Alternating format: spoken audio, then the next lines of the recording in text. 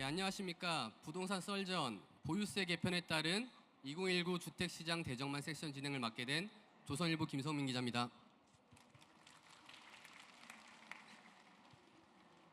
이번 세미나는 올해 부동산 트렌드의 대미를 장식할 마지막 강의입니다. 그 피날레를 화려하게 장식하기 위해서 두 전문가와 함께 현재 부동산 시장의 초미의 관심사인 부동산 보유세 등 각종 규제에 대한 영향을 알아볼 계획입니다. 오늘 함께 해주신 두 분의 짧은 기조 강연을 듣고 더 자세한 이야기를 나눠보겠습니다. 먼저 전문가분들을 소개를 하겠습니다. 부동산 시장 최고 전문가 중 한 사람을 꼽히는 박원갑 KB국민은행 부동산 수석 전문위원님 나오셨습니다. 예, 다음은 최근 서점가 판매 1위 책인 저자 빠숑이란 이름으로 더 유명하시죠. 김학렬 더 리서치그룹 부동산 조사 연구소장님 나오셨습니다. 네, 반갑습니다. 안녕하세요. 네, 오늘 부동산 썰전의 진행 방식은 두 분이 먼저 주제와 관련해 기조 발언을 해주시고 이어서 주제를 좀 더 세분화해서 토크를 이어갈 예정입니다. 마지막으로 시간이 여유가 있다면 플로어에 계신 분들 중에서 질문을 몇 개 받아보도록 하겠습니다. 본격적인 토론에 앞서 현재 부동산 시장을 좀 정리를 해보면요. 현재 부동산 시장은 작년 파리 대책과 보유세 인상 등 규제 일변도 속에서 서울 집값이 계속 상승하는 등 한 치 앞을 가늠하기 어려운 상황입니다. 최근 정부도 투기지역 지정을 확대하는 것을 검토하고 있죠. 전문가들은 앞으로 부동산 시장을 어떻게 보시는지 한번 들어보겠습니다. 먼저 박 의원님부터 짧게 기조 강연을 해주시겠습니다.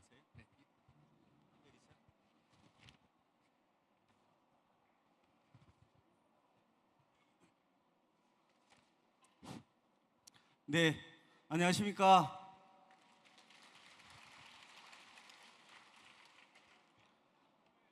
이 강연장 오시느라고 많이 헤매셨죠? 예, 앞으로 집값도 아마 그럴 것 같아요. 프랑스 건축학자가 이런 얘기를 하죠. 주택은 그 시대의 문제다. 지금 마찬가지죠. 과연 집값이 어떻게 될 거냐? 솔직하게 여쭤볼게요. 먼저 내가 집이 전혀 없다는 사람 한 손 들어봐. 그동안은 뭐 했어요? 자, 집이 두 채다, 아니 그 이상이다, 아무도 조사 안 하니까, 녹화 안 하니까 한번 손 들어봐.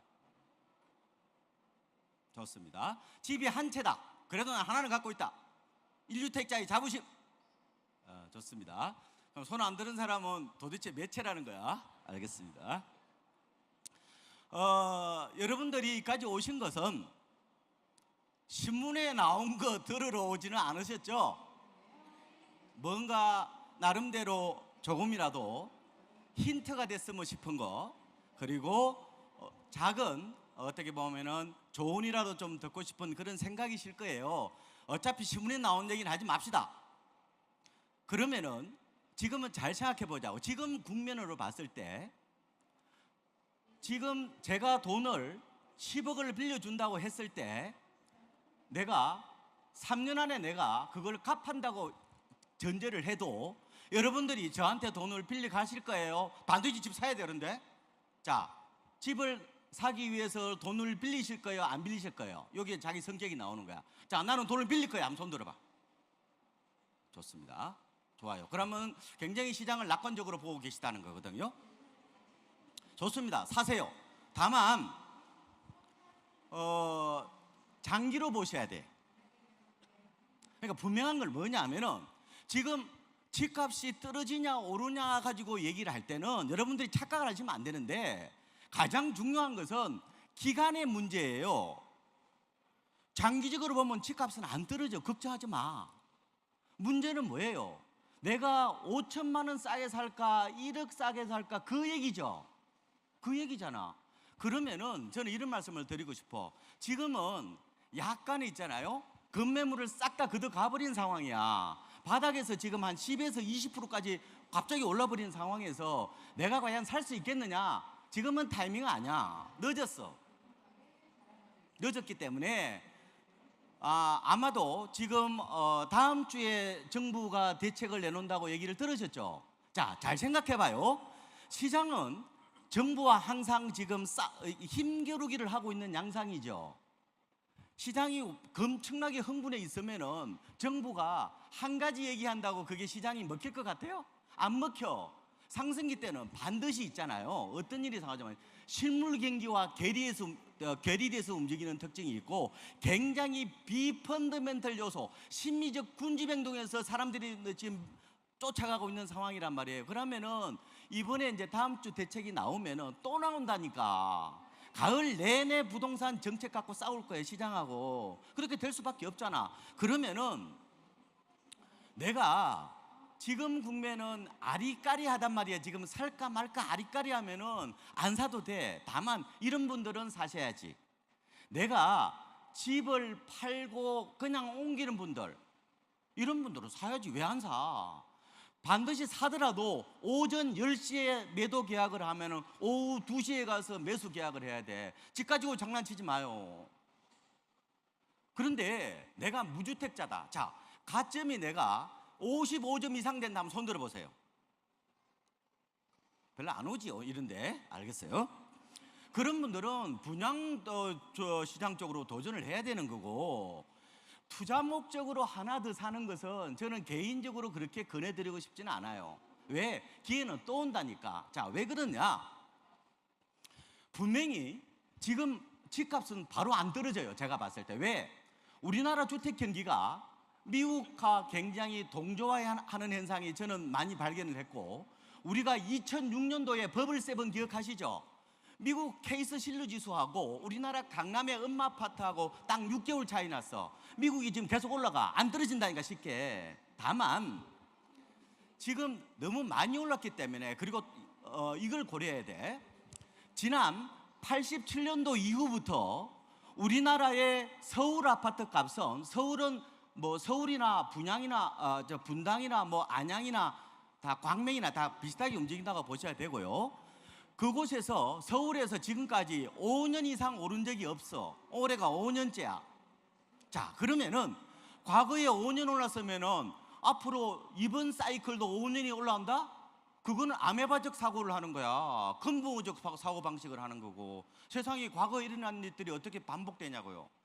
그렇지만 우리는 뭘 고민을 해야 되냐면은, 저는요, 이제는 무엇보다 집을 사고 팔고 하고는 본인의 자유예요. 아까 우리 들어올 때 여러 군데 물어봤고 들어오셨잖아.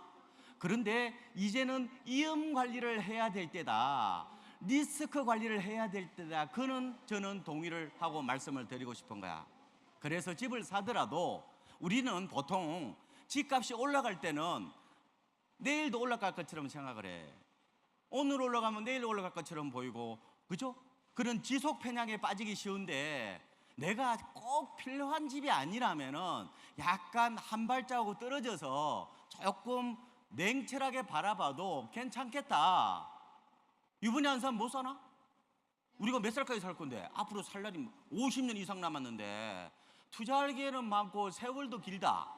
그래서 조금은 저는 리스크 관리해도 무난하다, 그런 말씀을 좀 먼저 드릴게요. 하나만. 어디까지 몇 분 지났어요? 네? 3분 정도만 다 할게요. 저는 이 말씀을 꼭 좀 드리고 싶어.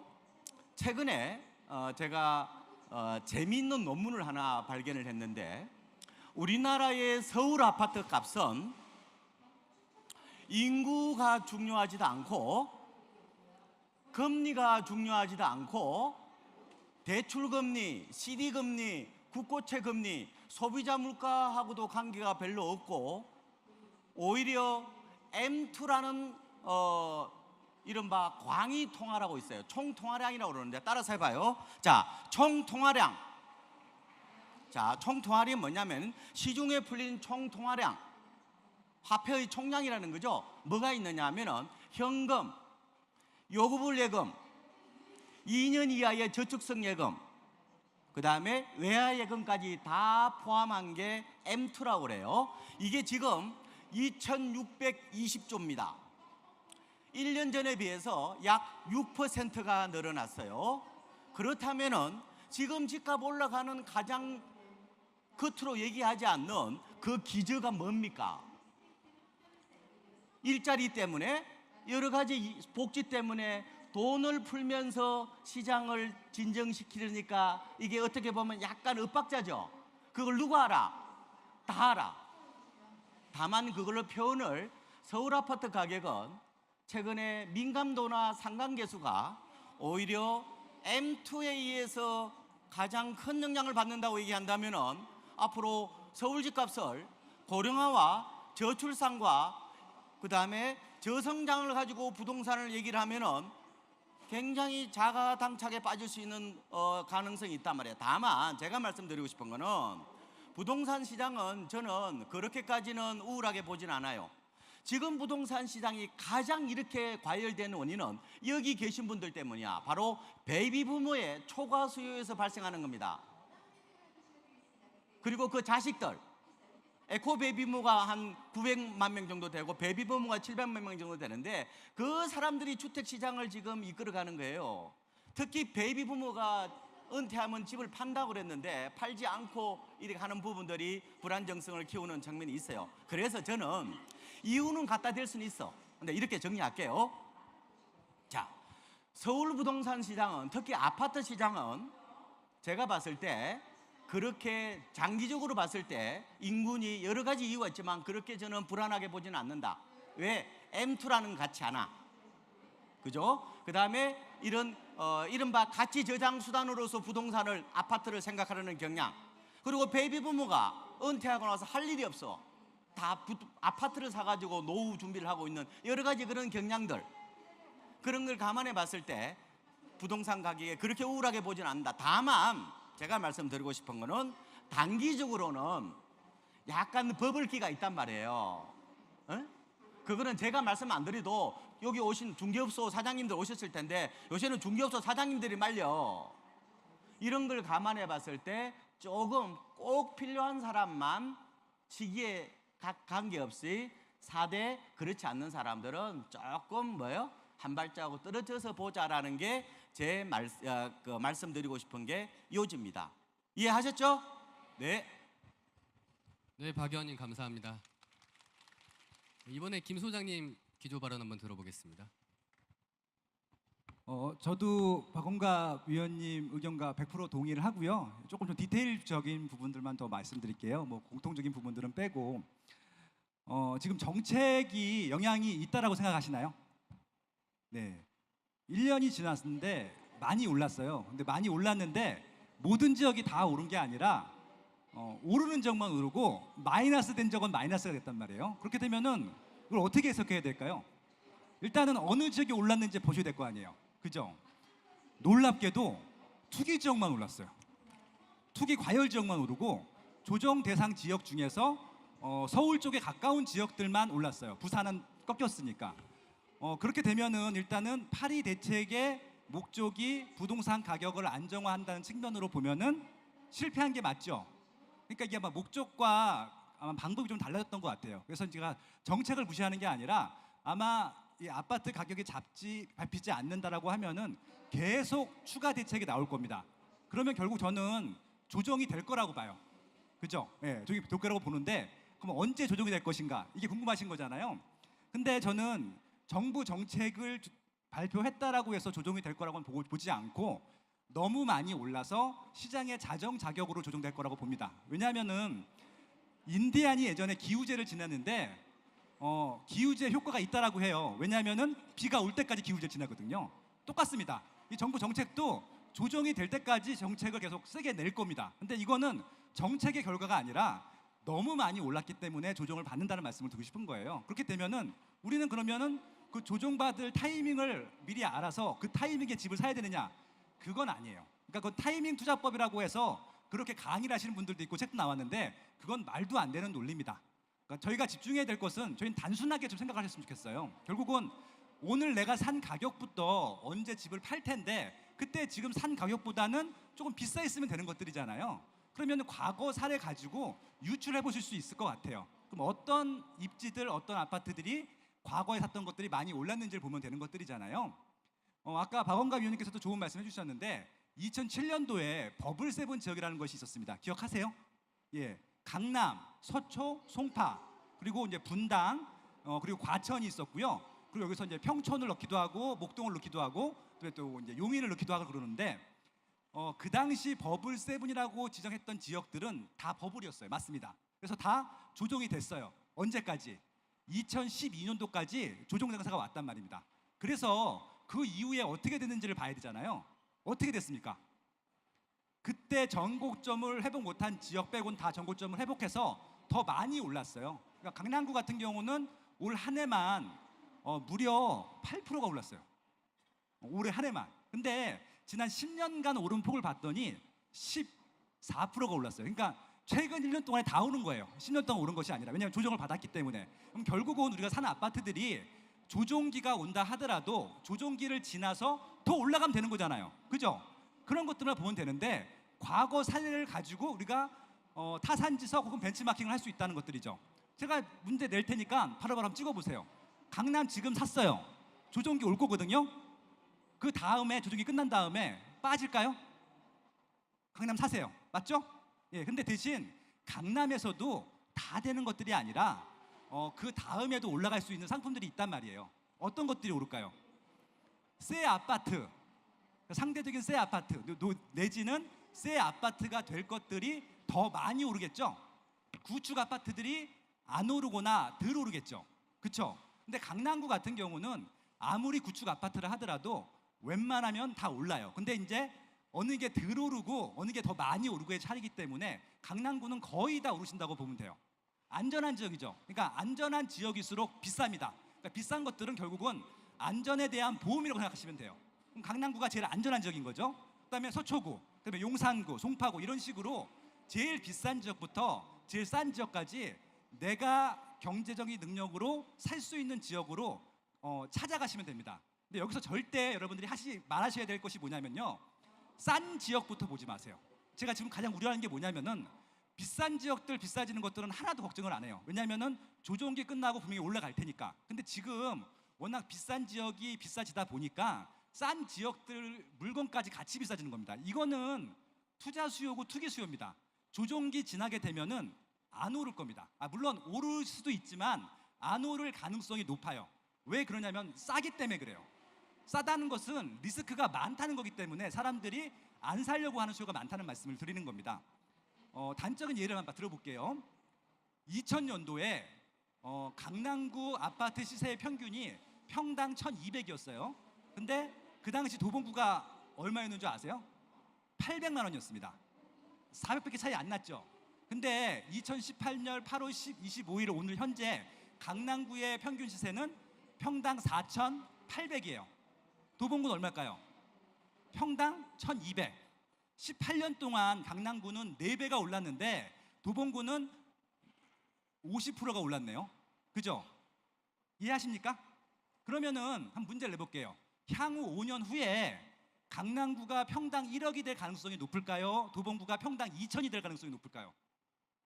여러분들 답을 아시잖아요. 그러니까 도봉구는 아마 조정기 끝나게 되면은 구축들은 가격 안 올라요. 왜 그러냐면은 서울에 있는 구축들은요 가격이 안 올랐어요. 놀랍게도 다 오른 게 아니에요. 2007년도 가격이랑 지금 가격이랑 비교했을 때 구축들은 대부분 안 올랐습니다. 지금 신축이나 신축 가까운 것들만 오른 거기 때문에 이건 분명히 구분을 하셔야 돼요. 그럼 앞으로 지금 물건을 사신다고 하면은 그런 물건들을 사셔야 되는 것들이 많잖아요. 제가 하나 아파트를 알려드릴 테니까 그걸 타산지적 삼으세요. 종로에 사란 얘기가 아니에요. 세운상가 아세요? 세운상가는 아파트입니다. 대한민국 최초의 주상복합 아파트인데 1971년도에 입주했습니다. 입주했을 때는 굉장히 인기가 많은 아파트였습니다.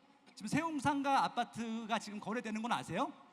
공실 하나도 없고 정상적으로 매매되고 월세도 있고 전세도 있습니다. 평당 얼마일 것 같으세요? 평당 1,000만 원이에요. 천하의 종로구가 세운상 가면은 교통도 되게 좋잖아요. 낡은 것 빼고는 흠잡을 것들이 없는데 평당 1,000만 원밖에 안 하는 겁니다. 지금 서울시 평균이 2,400인데 그럼 뭘 느끼셔야 돼요? 아무리 입지가 좋아도 재건축 가능성이 없거나 수요가 떨어지는 것들은 가격이 안 오른다는 것들이잖아요. 그렇다고 하면은 되도록이면은 입지가 더 좋은 곳에 새 아파트에 새 아파트가 될 것을 찾는다라고 하면은 여러분들은 실패하실 가능성이 없고 지금 조종기가 온다 하더라도 뚫고 올라갈 겁니다. 대신 싼 지역의 싼 것들 구축들은 사지 마시라는 말씀까지 드리고 저 기조 말씀 마치겠습니다. 고맙습니다. 네, 김 소장님 감사합니다. 두 전문가분들께서 10분씩 드렸는데 뭐 강의를 다 끝내신 것 같아가지고 지금 좀 당황스럽습니다. 이제 그러면 이제 조금 세부적으로 이제 주제 토론 한번 시작해 볼게요. 첫 번째 주제입니다. 정부가 지금 시장을 이제 세금으로 잡으려고 하는 것 같은데 최근에는 양도세에 이어서 이제 공시지가를 현실화해서 10월부터 보유세를 더 인상하겠다 이렇게 나섰습니다. 이게 시장에 이제까지는 큰 영향이 없었던 것 같은데 앞으로 영향이 어떨 걸로 보시는지 박 의원님 어떠실까요? 이거 앉아서나. 월가에 이런 얘기가 있어요. 정부가 한 주제에 대해서 진득하게 반복적으로 얘기할 때는 그때 가서는 들어라 이런 말이 있거든요. 무조건 뭐 정부 반대로 하면 돈 번다고? 지금 되돌아보면 그렇지도 않았어요. 그때 이명박 정부 때인가 박근혜 정부 때인가 그때 아파트 막 사라고 그때 양도세 감면해 줬잖아요. 그때 왜 안 사고 뭐 했어요? 옛날에 펀드 대통령이 들고 그럴 때 그때 따라 들었으면 다 돈 벌었어. 그러니까 뭐냐면은 분명한 것은 지금이 고점이냐 아닌지가 아무도 몰라요. 그래 지나가 봐라 알아. 며느리도 몰라.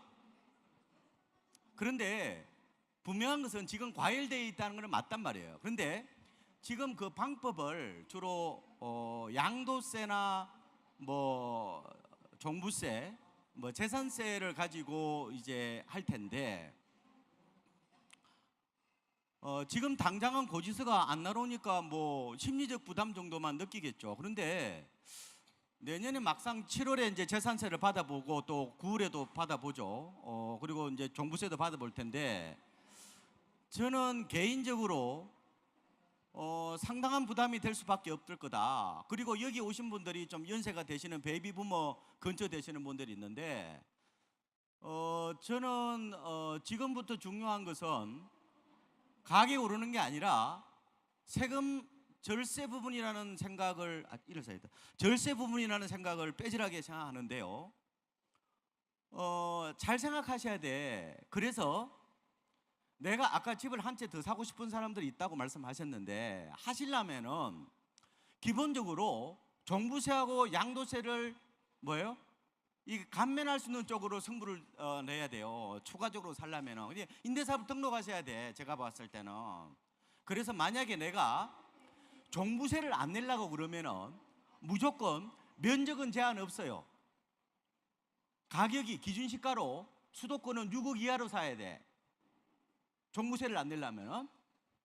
두 번째, 내가 양도세를 내가 비과세를 받으려면은 내가 만약에 사당동 우성 아파트 50평을 살고 있는 사람인데 내가 아파트를 하나 더 사고 싶다고 생각하면은 양도세를 안 내려고 그러면은 결과적으로 보면은 전용 면적 85제곱미터 이하로 사야 돼.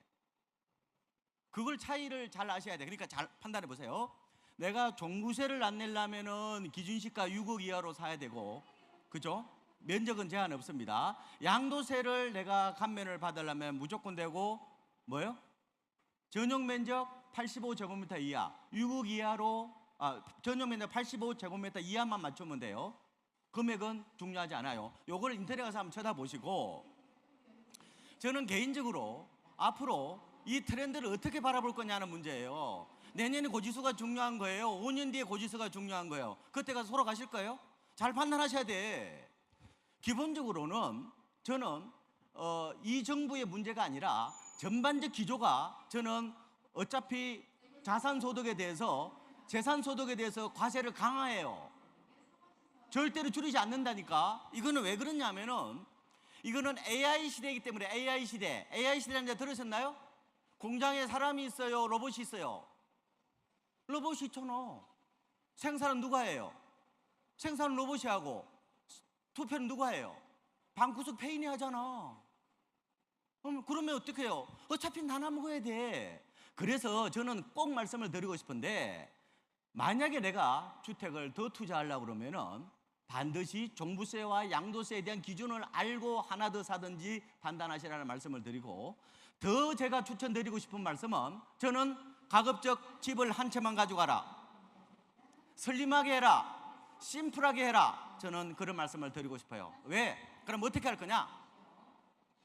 내가 집을 하나, 새 집을 사가지고, 아까 우리 소장님 말씀하셨는데, 새 집을 사가지고 그걸 젊은이들이 많이 왔다 갔다 하는 그 지역에다가 월세를 놓는 거예요. 그러고 나는 어디가 살든지 모르지만 전세로 사는 거야. 투자와 거주를 분리하라, 집은 한 채만 가져가라, 제 주장입니다. 왜? 앞으로 양도세는, 보유세는 더 심해진다. 그거는 사회 구조가 AI 시대이기 때문에 그렇습니다. 어떤 사람은 이런 얘기해요. 그러면 말이야, 2년마다 옮겨 다녀야 되는데 어떻게 번거로워 살아? 예, 큰 집 살면은 옮기란 얘기 안 해요. 어차피 안 팔리기 때문에. 큰 집 살면 임대료, 관리비 많이 나온다고요? 안 나와요. 걱정하지 마. 제가 45평짜리 저는 전세 살고 있는데 지난번 관리비가 18만 9천 원 나왔어요. 저희는 큰 집 빼고는 다 꺼요. 무슨 말씀이냐면은 그래야 또 기회가 주어진단 말이에요. 그래서 항상 저는 꼭 베이비 부모 분들한테 말씀드리고 싶은 거는, 슬림하게 가져가라, 심플하게 가져가라, 그리고 투자와 거주를 분리해서 어지간하면 한 채 중심으로 가져가라. 왜? 세금 내고 나면 없다니까. 이게 쉽게 바뀔 것 같아요? 쉽게 바뀔 것 같아요? 쉽게 안 바뀐다니까. 그러니까 특정 정부에 대해서 미우고 그런 얘기는 하지 마시고, 중요한 것은 우리가 어차피 뭐 정부는 5년이면 끝나지만 전체적인 기조를 우리 보고 판단해야 된단 말이에요. 사회적인 트렌드가 뭔지, 그래서 이게 일시적인 패션인지 트렌드인지 우리가 의사를 보고 그걸 보고 의사결정해야 되는데, 저는 전반적으로 가세가 강화되는 것은 뭐예요? 그거는 트렌드다. 그래서 이런 말씀 드리는 거예요. 금융소득 그거 1,000만 원으로 한다는 얘기 있다가 다시 원위치 됐죠. 2,000만 원으로. 그거 좀 있으면 1,000만 원으로 다 돌아가. 연금저축, IRP 이런 거 처음에 빨리 들어야 돼. 앞으로 그런 세금들 싹 다 없어진다니까. 어차피 같이 살아야 돼. 무슨 말 아시겠죠? 그러니까 집을 새로 사더라도 세금에 대해서 항상 먼저 인터넷 같은 거 쳐다보고 공부를 하고 의사결정을 하시라는 말씀을 꼭 좀 드리고 싶어요. 무슨 말 아시겠죠? 네. 이상하게까지 왔네. 네, 박 의원님 감사합니다. 조금 길게 하셨는데, 그러면 제가 이번에 제가 준비한 질문 1, 2, 3번을 김 소장님한테 한꺼번에 여쭤볼게요. 그러니까 지금 박 의원님께서 보유세 인상의 영향성을 얘기해 주셨는데, 두 번째 질문으로, 최근에 이제 언론을 보면 23억 원 미만 아파트 같은 경우에는 세금 부담이 그렇게 크지 않다, 뭐 그런 얘기도 나오고, 세 번째 질문으로 보면 그렇기 때문에 보유세 등의 영향을 보유 자산별로 꼼꼼하게 따져봐야 된다, 이렇게 다들 이렇게 조언을 하시는데, 김 소장님 어떻게 보시나요? 좀 보유 자산별로 어떻게 대처해야 될까요? 박 의원님 서서히 저도 서서히 보겠습니다. 너무 부담 갖지 않으셔도 될 것 같고요. 그러니까 문제는 정부가 기준을 줬잖아요. 6억이라고. 일단은 이제 세금이 취득세, 보유세, 양도소득세가 있는데, 보유세, 재산세와 이제 그 종합부동산세가 있는데, 그것부터 먼저 올렸단 말이에요. 6억 이상이면은 이제 종합부동산세를 내야 되는데, 그러니까 제가 부담스러워하시는 세대들과 부담스럽지 않은 세대들을 좀 나눠드릴게요. 아마 대출을 이빠이 다 받아서 지금 이자를 내고 있는데, 이 재산세나 종합부동산세가 올라감으로써 내 생활비에 타격이 되는 층들은 부담이 되죠. 그렇겠죠. 근데 대부분 6억 이상, 9억 이상, 10억 이상 사시는 분들이 재산세가 100만 원 증가한다고 부담이 될까요? 아까 23억 말씀하셨는데 23억 정도면은 1가구 1주택이면은 한 500만 원 전후 나올 거예요. 좀 다르긴 하겠지만 계절마다. 그렇게 돼서 만약에 재산세율이 올라간다라고 하면은 한 150만 원 정도 저 세금이 더 부담이 되는 겁니다. 아마 350만 원 내던 분들은 500만 원을 낼 거고, 아마 500만 원 내던 분들은 한 700만 원을 낼 겁니다. 23억 갖고 계신 분들이 이렇게 부담이 돼요? 매월이 아니라 연이에요, 연. 예, 안 되겠죠.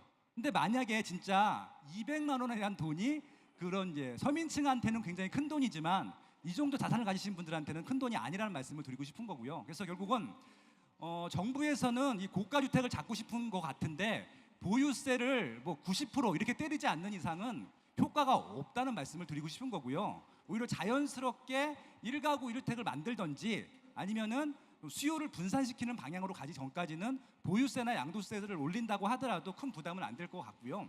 이렇게 하게 되면 또 어떤 것들을 또 야기하게 되냐면요. 증여를 해요. 증여.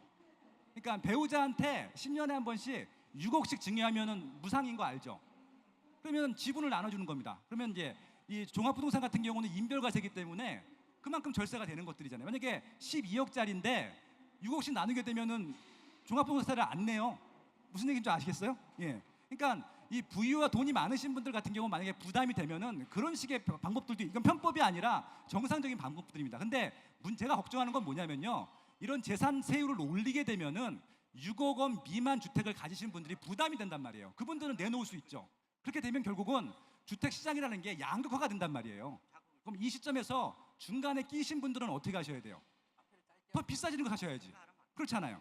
그럼 중간이 또 없어진단 말이에요. 6억 원 전후의 그런 시세들이 없어지니까 저는 개인적으로 좀 안타까워요. 그래서 좀 그렇게 그런 전략들을 갖고 가시면 좋을 것 같고요. 그럼 어떻게 보셔야 되냐면은 6억짜리 미만 주택은 매물이 많이 나올 겁니다. 그죠? 그럼 가격이 빠질 수 있죠. 그런 것들을 잡으시면 되는데 가격이 빠지는 것들을 사고 싶으세요? 그럼 여러분들 한번 판단해 보시면 좋을 것 같습니다. 예, 이상입니다. 네, 감사합니다. 자, 이번에는 그러면 집값에 대해 한번 알아볼까요? 현재 서울 집값이 또 무섭게 뛰고 있는데 최근에 반포 30평대 아파트가 평당 1억 원, 30억 원에 거래됐다는 이제 보도도 나왔죠. 이제 강남 불패에 의해서 이제 서울 불패라는 말도 나오는 상황입니다. 아까 뭐 두 전문가께서 강남은 절대 죽지 않는다고 말씀하시고 그러셨는데 원래 이 강남과 서울 집값 잡기 위해서 파리 대책을 했던 건데 이게 이제 규제의 약발이 다 떨어진 것인지 특히나 지방은 이 미분양이 많이 쏟아지는데 그러면 어떻게 될 것인지를 한번 전문가분께 여쭤볼게요. 먼저 박 의원님 어떻게 보십니까? 이게 이제 저는 큰 트렌드를 가지고 시장을 같이 보려는 그런 생각을 가지고 있는데요. 고령화와 저출산이라는 그 경제 구조가 가면은 양극화가 두 군데서 나타납니다. 이걸 보고 더블 양극화라고 그래요. 하나는 지역 간의 양극화. 그러니까 서울과 뭐 아니면은 비서울이 되겠죠. 하나고 또 하나는 지역 내 양극화가 만들어지는 거예요. 아까 우리 소장님이 뭐 도봉구 얘기를 하셨는데 가령 지금은 싸니까 이제 그런 말씀하신 건데 지역 내에 양극화가 생긴다는 것은 앞으로 주택 시장 구조가 더 심화될 수 있다는 거예요. 양극화가. 그러면은 지방은 다 죽느냐? 반드시 그렇지는 않아요. 대구 가보셨죠?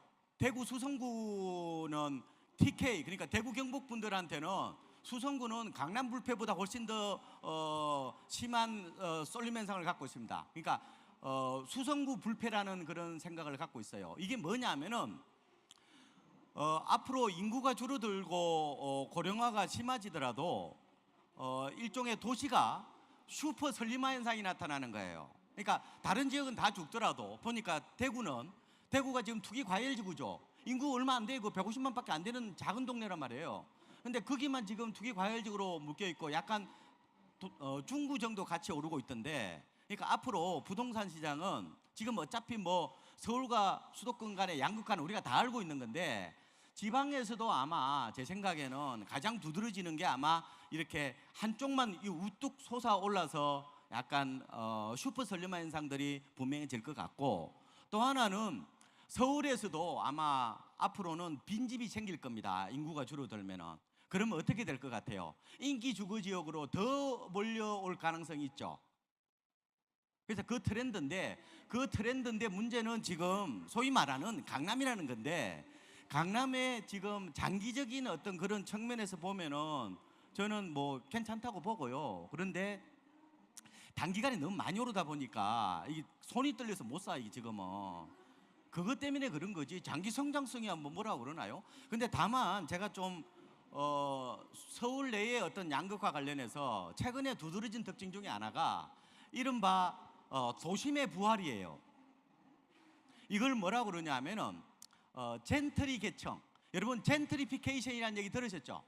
그 젠트리피케이션이라는 게 원래 영국에서 레이디 앤 젠틀맨 할 때 젠틀맨에서 나온 말이에요. 그 젠틀이 계청. 그러니까 왕족, 귀족 다음에 땅 부자들 말이에요. 땅 부자들이 사는 동네가 될 정도로 좋아진다는 걸 보고 젠트리피케이션이라고 그러는데, 그걸 약간 진보 쪽에서는 세입자 쫓아내는 거고 우파에서는 뭐라고 그러냐면은 도심 재생이나 도심 부흥을 얘기하는 거예요. 용산 같은 데가 대표적인 젠트리피케이션이에요. 그 젠트리피케이션에 사는 사람들을 젠트리파이어라고 그래요. 지금 보세요. 서대문에 옛날에 경웅자이 저거 32평짜리 8억 5천도 미분양 났잖아. 지금 14억에 저거. 그러니까 최근에 서대문이나 마포나 용산이나 중구나 이런 쪽에 있잖아요. 종로구 이런 쪽에 약간 과거와는 좀 강남 못지않은 어떤 그런 인기 지역으로 부상하고 있다는 것은 이번에 양극화와 관련해서 좀 주목해 보셔야 될 포인트가 아닌가. 그런데다가 가령 아파트 사가지고 월세 놓으면 되거든. 그러니까 이렇게 보셔야 돼. 이것만 끝낼게. 과거에는 우리가 명당짜리를 자청용 우베코라고 그랬어. 지금은 뭐냐 하면은 자전철 우버스. 예? 그러니까 역세권에 인기 지역에 새 아파트 같은 걸 사셔서 비싸든 싸든 그거를 월세 받는다. 그러니까 월세 잘 나오는 자리가 명당 자리가 앞으로 될 거예요. 그러니까 전체적인 트렌드가 그렇게 판단하시면 돼. 너무 가격이 너무 자꾸 보면은 현혹이 돼서 의사결정을 못 해. 그러니까 내가 꼭 필요하면은 사겠다 이런 의사결정을 하면 의사결정할 수 있다니까요. 네, 그렇습니다. 네, 감사합니다. 그러면 5번째 질문을 한번 해볼게요. 다음 주 정부가 이제 투기 지역을 추가 지정하겠다 이렇게 나섰는데, 아까 뭐 김 소장님 말씀하신 대로 투기 지역 하니까 오히려 집값이 더 올랐다고 이렇게 말씀하셨는데요. 이거 투기 지역 추가 지정하면 좀 집값이 진정이 될 것인지, 또 정부가 앞으로 또 추가로 내세울 수 있는 카드는 뭐가 있을지를 한번 김 소장님한테 여쭤보겠습니다.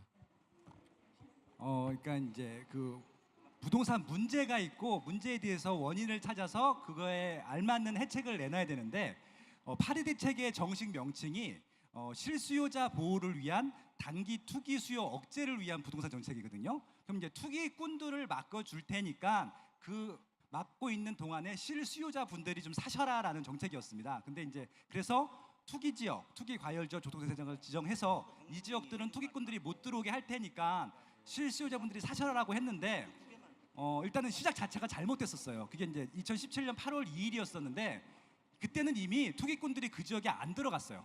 그러니까 2015년까지 시세가 많이 올랐기 때문에 투기꾼들은 다른 지역을 찾고 있었거든요. 그래서 2016년도 되면은 신규 아파트 이런 것들만 뜨고 있었고, 갭 투자 같은 경우는 2017년부터는 아예 없었단 말이에요. 근데 이제 그런 갭 투자하는 투기꾼들 때문에 가격이 올랐기 때문에 그들을 못 들어오게 막아 놓을 테니까 투기 지역, 투기 과열 지역, 주동 대상 지역은 살아라고 했던 건데, 뭐냐면은 일단 투기꾼들이 없었기 때문에 막을 필요가 없었던 것들이죠. 근데 이게 투기 지역으로 지정해 놓으니까 사람들이 이 지역에 아파트를 사게 되면은 죄를 짓는 기분이 드는 거예요. 왜?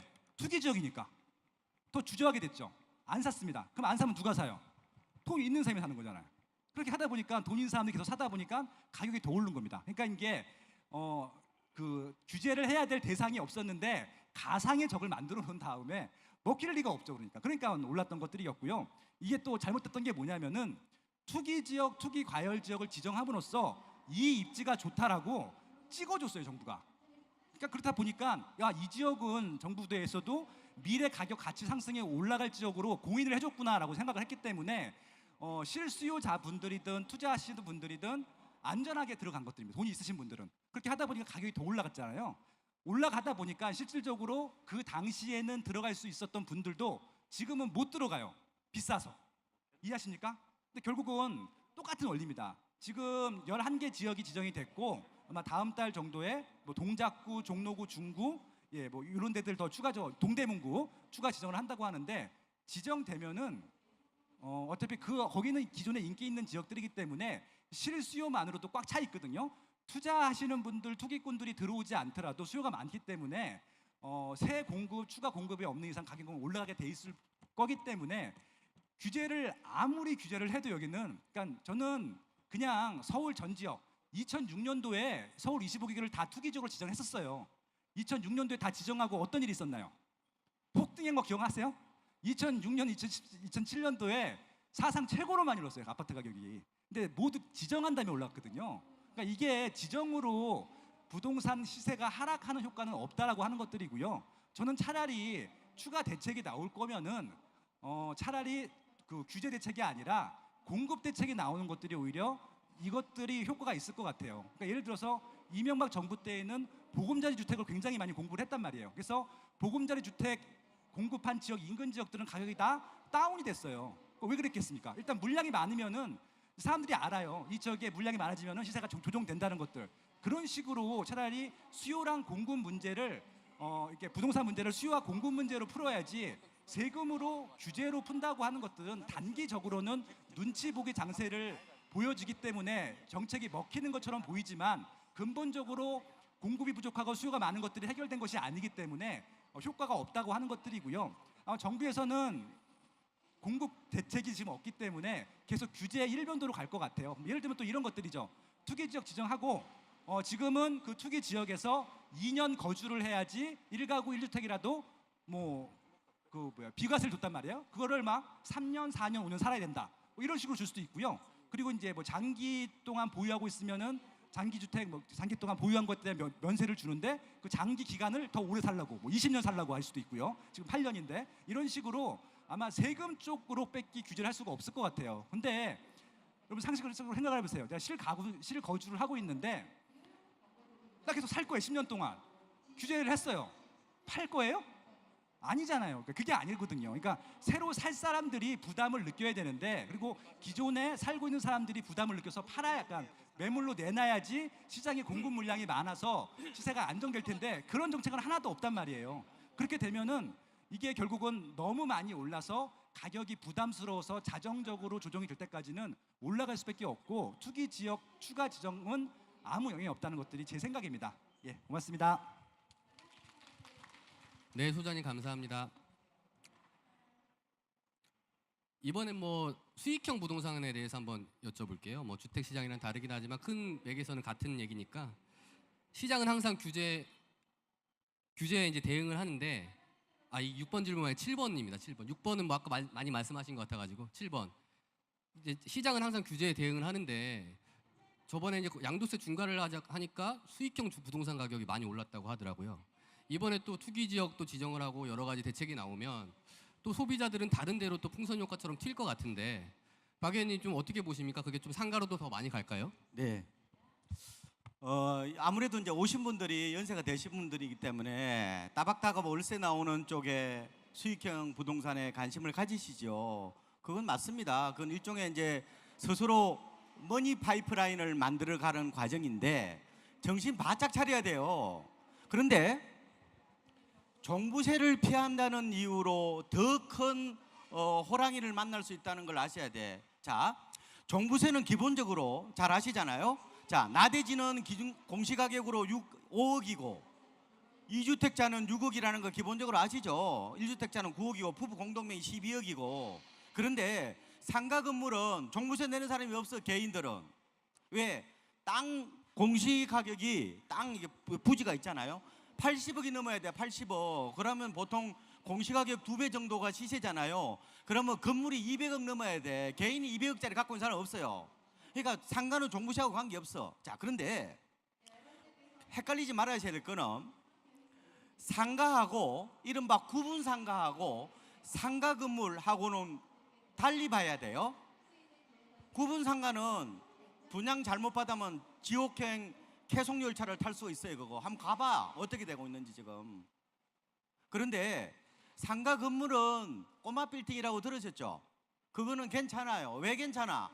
그거는 건물은 어떻게 장사가 안 되든 뭐가 있어요? 땅이 있잖아. 땅이. 서울 시내에 최근에 3년 동안에 거래된 걸 제가 통계를 내보니까 전체 건물의 81%가 20년 다 지난 거야. 20년이 지나면은 건물 가치 없죠. 그러면 내가 꼬마 빌딩을 산다는 것은, 상가 건물을 산다는 것은 건물 사는 거예요? 땅 사는 거예요? 땅 사는 거지.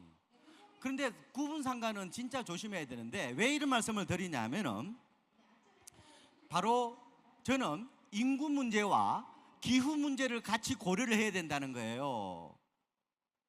그거는 신문에서 안 나오잖아. 자, 기후 문제 이번에 여름 보내보셨죠? 앞으로 우리나라가 어떤 상황이 되냐면은 저는 지하 토굴 시대가 열린다. 지하 토굴 시대. 구석기 시대가 신석기 시대로 넘어간 지가 10,000년밖에 안 됐어요. 지금으로부터. 우리 인류의 99.8%는 구석기 시대야. 토굴에서 살았다니까? 앞으로는 밖으로 안 뛰어나와. 코엑스 같은 맛 잘 되는 거야. 왜? 더워서 안 나와. 여름에는 덥지, 겨울에는 뭐요? 춥지. 아무도 안 나와 이제. 그러면 어떻게 돼요? 개인이 그러면 상가를 사고 싶죠. 근데 전부 다 지하인데 어떻게 개인한테 팔아? 지하는 다 누구 거예요? 다 정부 거나 아니면 서울시 거잖아요. 개인이 상가를 살 수 있는 방법이 별로 없어. 앞으로 인구 문제. 그러니까 기후 문제가 가장 큰 문제다. 저는 개인적으로 보면 우리 애삼촌이 요번에 양평에 전원주택 사시는데 요번에요 지하 토굴 파가지고 그거 하루 종일 게 있어. 온도가 얼마인 줄 알아? 24도밖에 안 돼. 얼마나 시원한데. 자, 한 문제 잘 판단하셔야 돼. 두 번째 인구 문제. 저출산과 고령화 문제 다 들으셨죠? 그게 무슨 얘기예요? 저출산이 무서워요? 고령화가 무서워요? 두 개 다 무섭지. 근데 더 무서운 거는 저출산이란 말이에요. 왜? 저출산은 소비를 안 해. 요새 아가방 뭐예요? 분유 광고 안 하죠? 나이가 든다는 것은 소비를 안 한다는 거야. 소비를. 제가 올해 나이 54이에요. 지난주에 우리 집 사람이랑 소비를 했는데 주말에 13,250원 썼어. 뭘 써? 뭘? 할 일이 없어 그냥. 제 얘기는 정신 바짝 차려. 그러니까 자, 요새 애들 전부 다 해외 쇼핑하죠? 인터넷 쇼핑하지? 그다음 어디로 가요? 몰로 다 몰려가죠? 시원하니까. 앞으로 인구 쇼크의 가장 큰 충격은 바로 상권 붕괴부터 시작된단 말이에요. 근데 상가 건물은 괜찮아. 왜? 왜 괜찮아요? 땅을 깔고 가기 때문에 괜찮단 말이에요. 그러니까 여러분들께서 여러 가지 종부세 이런 것도 중요한데 더 중요한 거는 뭐라고? 그 사이에 뭐가 바뀌고 있는 건지, 사회가 뭐가 바뀌고 있는지에 대해서 나름대로 생각을 하셔야 돼요. 그게 더 중요하다고 생각이 들어요. 무슨 말이시겠죠? 그러니까 인구와 기후에 대한 측면도 같이 고려해서 해요. 차라리 그러면은 아까 말씀했잖아요. 차라리 그걸 하는 게 나아. 원룸 주택을 하는 게 나아. 차라리. 그렇지. 그거는 땅을 깔고 있으니까, 통으로 있으니까 이런 얘기를 하잖아요. 혼자 살아도 원룸이고, 이혼해도 원룸이고, 사별해도 원룸이고, 인생의 최종 기착지는 어차피 원룸이다. 예. 수요는 많아. 차라리 그게 낫다는 게. 차라리 소형 여세권의 아파트 그런 것들은 영원하단 말이에요. 제가 봤을 때 인서울의 더블 역세권의 작은 아파트들은 그런 것들을 뭘 목적으로 사냐면 월세 받을 목적으로 사시라고. 집값이 오를까 내릴까 너무 연연하지 마시고. 저는 그게 더 훨씬 더 올바른 의사결정이 될 거다. 못해요. 제가 오죽하면 명동에 제가 박원갑 박사의 부동산 클리닉 센터를 만들었겠어. 클리닉 센터 병원이잖아. 주로 상처받은 영혼들을 치유하는 데지. 의사결정 쉽게 할 줄 알아요? 손이 발발발 떨려. 근데 다만 큰 흐름을 보고 의사결정 하시는 것은 좋은 저는 포인트가 될 수 있다고 봅니다. 예, 고맙습니다. 네, 감사합니다. 이제 세 부담을 줄이기 위해서 뭐 증여가 늘어나고 여러 가지 이제 방법들이 나오는데 부부 공동 명의 매입도 늘어날 걸로 보이고, 방금 뭐 박 의원님도 얘기하신 것처럼 뭐 상가 건물도 더욱더 많이 팔릴 것 같은데요. 이 세 부담을 줄이기 위해서 어떤 축으로 좀 투자 상품이 늘어나고 투자 가치가 늘어날 것인지 김수환님 어떻게 보시는지 한번 말씀 좀 해주세요. 네, 아까 이제 수익형 부동산하고 연결해서 말씀을 드리면, 그러니까 수익형 부동산은 100% 금리와 연동을 합니다. 그러니까 금리보다 월세 수익률이 좋아야지 무조건 가는데 지금 저금리 시대잖아요. 그래서 이게 저금리 시대로 들어온 다음부터는 수익형 부동산의 수익성이 안 좋아요. 그래서 절대로 월세 목적으로 수익형 부동산을 사시면 안 돼요. 어떤 상가든 오피스텔이든. 제 생각에는 시세 차익이 나지 않는 수익형 부동산은 들어가시면 안 돼요. 아까 박원갑 소장님께서 말씀하셨지만 땅이 있으면은 땅값이 올라가잖아요. 그건 이제 시세 차익이 나기 때문에 그런 것들은 안전한 상품인데, 단순하게 지금 월세 세팅된 것만 보고 들어가시면요, 그건 한시적일 가능성이 높고 금리가 올라가지 않으면은 월세도 안 올라갑니다. 그건 분명히 비례를 하는 것들이니까 조심하셔야 될 것 같고요. 아까 제가 서두에서 설명드렸지만은 집이 고가가 되다 보니까 이제 증여 문제, 상속 문제가 굉장히 관심이 많아요. 그래서 어떻게 하면 세금 부담을 줄일 수 있을까 차원으로 여러 가지 지금 이제 고안들을 많이 하고 있는데, 아까 말씀드린 대로 배우자끼리는 6억까지 증여하는 것들이 비과세예요. 그러니까 그것들을 많이 활용한 방법들. 그래서 이제 만약에 이제 6억이라든지 9억이라든지 일단 6억 이상 아파트를 매수하시는 분들 같은 경우는 부부 공동 명의를 많이 활용하십니다. 그런 것도 좋은 방법이라고 생각하고 있고요. 최근에는 이제 물론 이제 그 부양자 있잖아요. 자식들한테는 이제 5천만 원 정도까지 이제 비과세잖아요. 그래서 그만큼도 분리를 해줍니다. 그러니까 이제 비과세가 아니라 조금 더 붙여가지고 세금을 진짜 조금 낼 수 있게 세팅을 한 다음에 배우자, 자녀분들. 왜냐하면은 강남이 워낙 고가잖아요. 10억짜리, 20억짜리 사는데 그렇게 조금 그 권리 관계를 분할해서 매수하게 되면은 조금 부담은 덜한 거잖아요. 나중에 재산세 부분이라든지 양도소득세 부분에서 혜택이 있기 때문에 그런 것들도 고려해 보시면 좋을 것 같고요.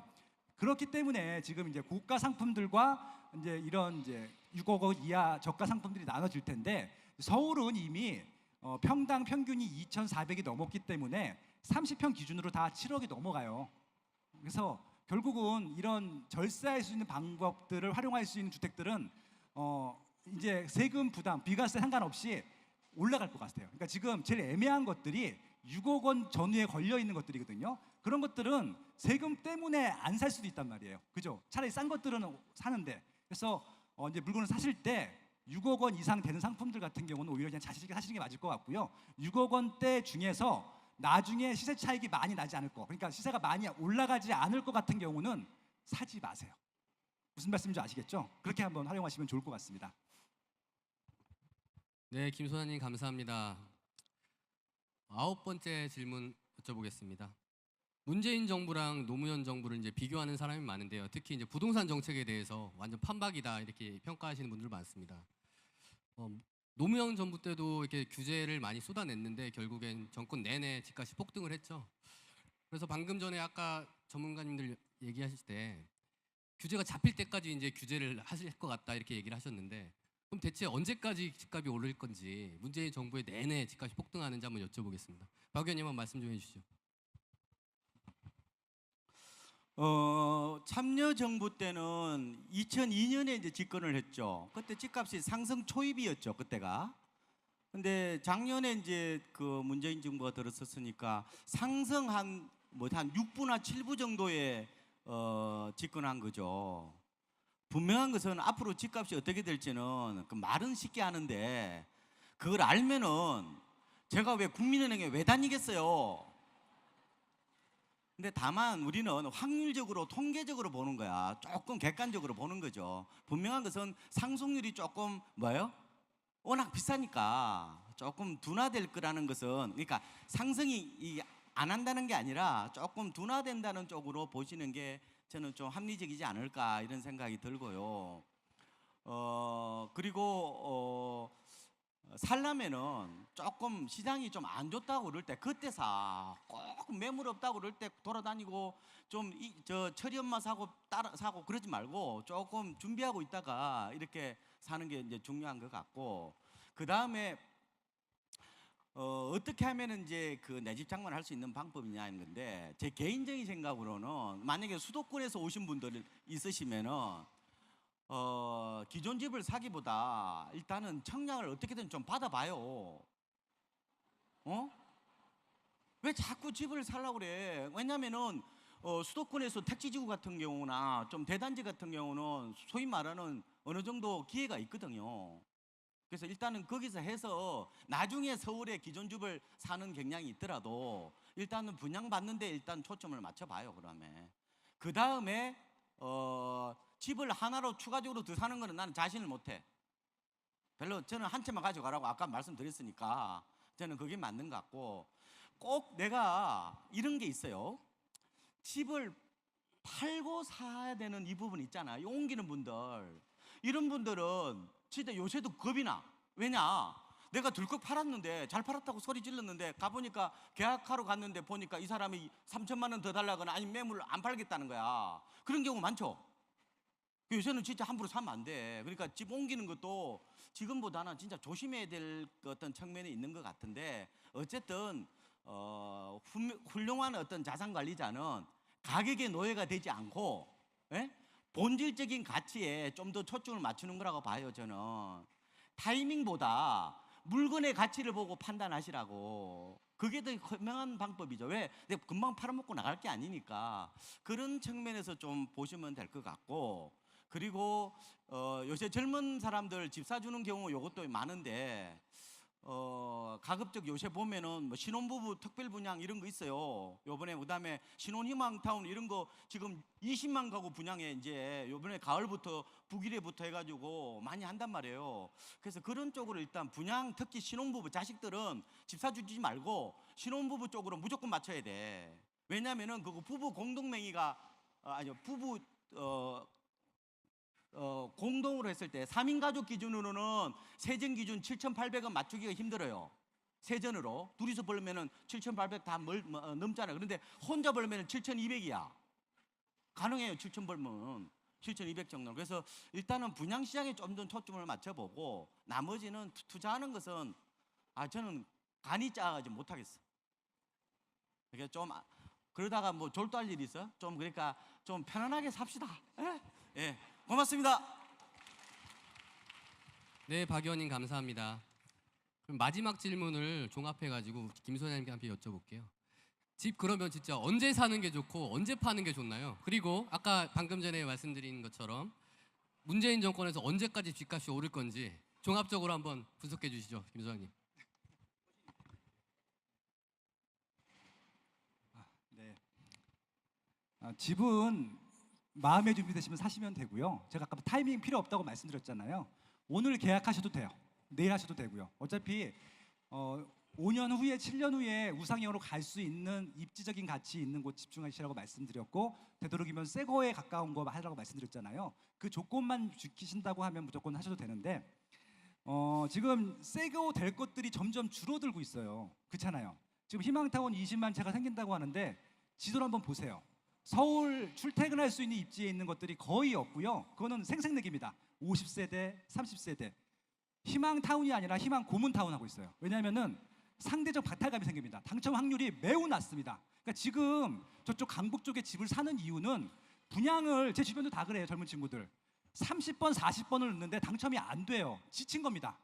그러니까 기존 집을 사죠. 그러니까 결국은 분양받을 수 있는 물건들을 많이 풀어야 되거든요. 근데 지금 푸는 것들이 어디냐면은 저 멀리 있는 택지개발지구에 풀어요. 서울까지 어떻게 출근을 해? 그럼 여기다가 뭐 광역 교통망 GTX를 깔아준 것도 아니고. 그러니까 결국은 신규 분양으로 유도하고 싶으면은 희망타운을 제대로 하려면은 서울 주변에도 많을 수밖에 없는데 지금 그런 상황이 아니란 말씀을 드리고 싶은 거고요. 분명히 이게 정책적으로 20만 가구 나온다 그래서 기다리시면 안 돼요. 없어요. 주변에 100만 세대 나와도 내가 원하는 입지에 100만 세대가 나와야지 내가 원하는 입지에는 없단 말이에요. 그러니까 내가 원하는 입지는 비싼 거 아니에요. 없으니까. 그러니까 가격이 비싼 건 가격이 비싼 이유가 있기 때문에 그 원리를 아시면 좋을 것 같고요. 지금 비싸기 때문에 떨어질 때까지 기다린다? 절대 안 됩니다. 전 기다리라고 하는 사람들이 제일 싫어요. 기다리라고 하는 사람들이 제일 싫고요. 그렇잖아요. 언제까지 기다리라는 콜을 안 줘요. 그래서 기다렸는데 지금 사셔도 됩니다. 이렇게 말할 것 같으세요? 절대 안 합니다. 제가 20년 동안 부동산 시장에 있어봤는데 그냥 준비됐을 때 가장 먼저 사는 사람들이 무조건 더 장땡이었습니다. 그러니까 저는 여러분들 투자하는 것들은 제가 어떻게 하라고 말씀 안 드릴 텐데 실거주하실 분들은 나이가 적으시던 많으시던지 간에 지금 하셔도 돼요. 다만 미래 가치가 확실히 올라갈 수 있는 확률이 높은 것들, 상대적으로 가격이 비쌀 가능성이 훨씬 더 높습니다. 그렇게 접근하시면 될 것 같고요. 아까 절세 이런 거 같이 말씀드렸잖아요. 가부장제 사회이기 때문에 무조건 남편 명의로 한다. 이제 그런 거 버리시고요. 그렇게 하실 거면 차라리 배우자 명의로 해주세요. 그거 아니면은 절세하실 거면은 공동 명의 하시고요. 자녀들한테도 좀 미리 증여하시고 그렇잖아요. 좀 지지난달에 개포주공 8단지 기억하세요? 증여를 엄청 많이 했어요. 왜 했을까요? 예, 그게 시세 차익이 정부에서 고맙게도 제가 제 생각에는 한 5,500이나 6,000에 분양해도 되는 것을 4,200에 분양시켜줬단 말이에요. 당첨이 되는 순간 8억에서 10억이 남아요. 30평, 40평대 당첨을 받으면은. 그래서 시세차익이 이미 10억이 되기 때문에 증여를 해줘도 엄청나게 돈이 많이 남는단 말이에요. 그러니까 지금 문재인 정부에서는 다 로또 아파트이기 때문에 신규 분양 받으시면요 다 증여하셔도 상관없습니다. 합법적이니까요.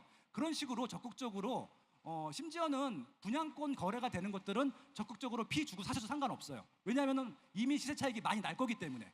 그러니까 그렇게 확실하게 미래 가치가 있는 것들이라고 하면은 저는 시기 뭐 이런 것들 상관없다고 생각하고 있고요. 좀 더 적극적으로 알아보시기 바라고요. 제가 마지막으로 당부 드리는 것은 싼 거 하지 마세요. 예? 저 강북 쪽에 싼 거 하지 마시고 특히 싼 지역에서 싼 건 더 하지 마세요. 싼 거 하고 싶으면은 싼 지역에서 좋은 거 하시든지 좋은 지역에서 나쁜 거 하세요. 아시겠죠? 싼 지역에서 싼 거는 절대 하지 마시기 바랍니다. 제가 마지막 당부 말씀드리고 싶은 겁니다. 고맙습니다. 네, 김 소장님 감사합니다. 이 마지막 질문이 되니까 드디어 저희 프로그램 그 제목처럼 부동산 썰전이라는 이름처럼 좀 이견이 전문가들 두 분에 있으신 것 같습니다. 박 의원님이 한마디 하신다고 그러시는데 한번 들어보죠. 저는 일관성이 제 생명이기 때문에 분양이 답이다. 예, 거기에 대해서는 확고한 생각을 가지고 있고요. 그래서 일단은 오늘 가셔가지고 장롱문을 열어봐. 그래서 전열을 재정비해. 그래서 세대주인지 5년 안에 당첨받은 적이 있는지 그리고 집이 한 채인지 여러 가지를 보세요. 통장을 늘릴 건지 여러 가지 판단을 하셔가지고 분양을 받는 게 저는 현재로서는 가장 위험을 줄이고 그리고 수익을 많이 낼 수 있는 방법이다 말씀을 꼭 좀 드리고 싶고, 그래서 안 되면은 기존 집을 사는 차선의 전략을 하셔야 되고, 자꾸 뭐 저보고 어디 청약하면 되냐고 여쭤보시는데 아무데나 해. 어차피 안 돼. 그냥 꾸준히 인내력을 가지고, 그죠? 그렇게 하는 게 슬기로운 일종의 흔히 말하면 재테크지, 갑자기 된다는 보장이 없어요. 다만 방법은 있어요. 기도를 조금 열심히 해. 특히 부엌신이 잘 먹힌다는 거 아시죠? 주방신 좀 기도를 하시고 그러면 충분히 됩니다. 왜 안 됩니까? 네, 걱정하지 마시고 항상 자기 자신을 믿고 부엌도 믿고 하늘도 믿고 그러십니다. 그거로 한번 승부를 한번 내보시라고. 그러고 나서 안 되면 집 사시는 방법으로 저는 약간 2단계 방법을 좀 권해드릴게요. 네, 고맙습니다. 네, 감사합니다. 아쉽지만 이제 시간 관계상 토론을 마쳐야 할 것 같습니다. 오늘 참석해주신 두 분의 전문가와 플로어에 끝까지 경청해주신 방청객 여러분께 깊은 감사의 말씀을 드립니다. 2018 대한민국 부동산 트렌드쇼의 마지막 일정이었던 부동산 썰전을 마치겠습니다. 올해 대한민국 부동산 트렌드쇼에 큰 관심을 가져주셔서 감사합니다. 앞으로도 대한민국 부동산 트렌드쇼는 알찬 재테크 정보가 가득한 행사로 여러분을 찾아뵙겠습니다. 많은 성원과 관심 부탁드립니다. 감사합니다.